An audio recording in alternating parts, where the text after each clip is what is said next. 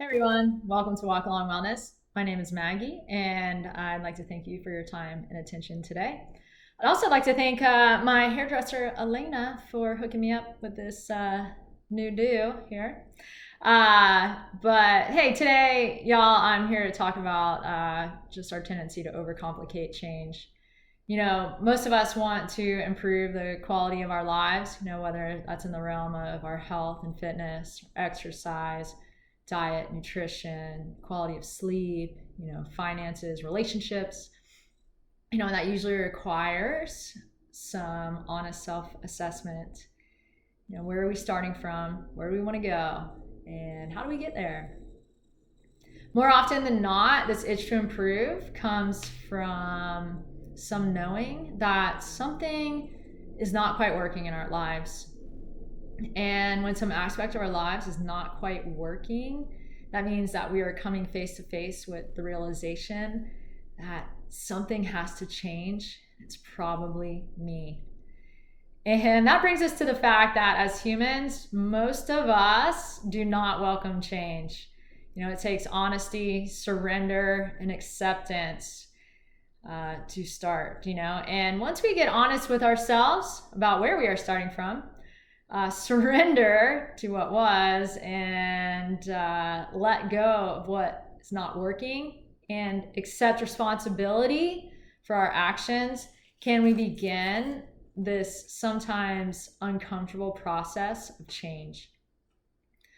Let's not forget, again, we're human. And we have been instilled with the belief that accomplishments and goals, relationships, self-improvement, they're only worth doing if they are challenging, hard, seismic, life-changing. We've all heard probably too many times the old adage, no pain, no gain. And this may hold some truth, but it can also keep us paralyzed in fear, kind of stuck in our rut. And our minds have this special knack of having us believe that if it's not complicated or difficult, it can't possibly change us.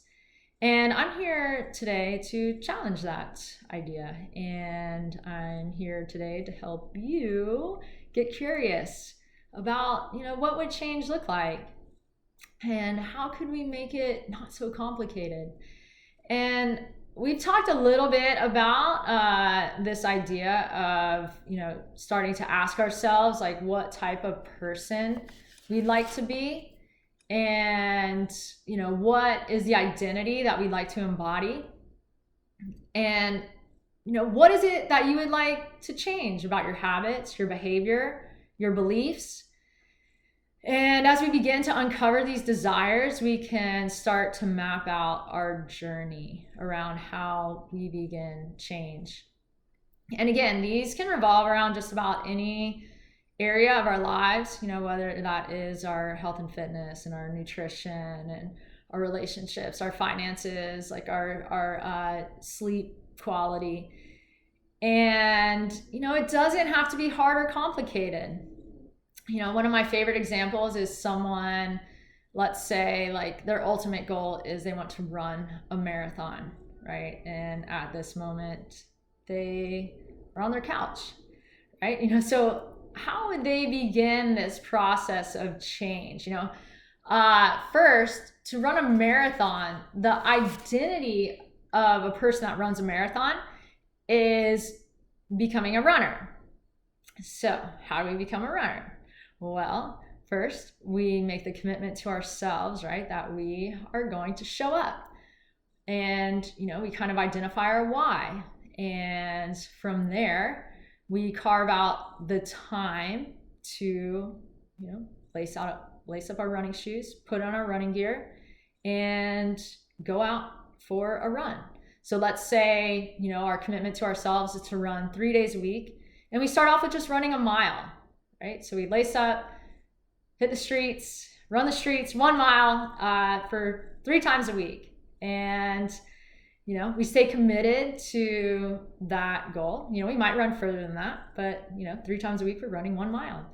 And, for a month, before we know it, we've shown up as a runner. And, in that action, we can build our self-confidence and our self-efficacy, which is the belief in ourselves to set, achieve, and accomplish goals. Okay, so listen, y'all, I'm not saying that change is easy. Not even close to saying that. It takes discipline, motivation, commitment, consistency, and a desire to become that, closer to the ideal version of ourselves. And, once we can identify our actions, that's where the power lies in our action. And so when we're creating these actions, we want those actions to be specific. We want them to be measurable. We want them to be achievable. We want them to be realistic, and we want them to be timely. And that is how we set a SMART goal. And that, my friends, is how we set and achieve goals and embrace change. So I hope this resonated with you today. And I thank you again for your time and attention. So I hope you all stay well. And until the next time,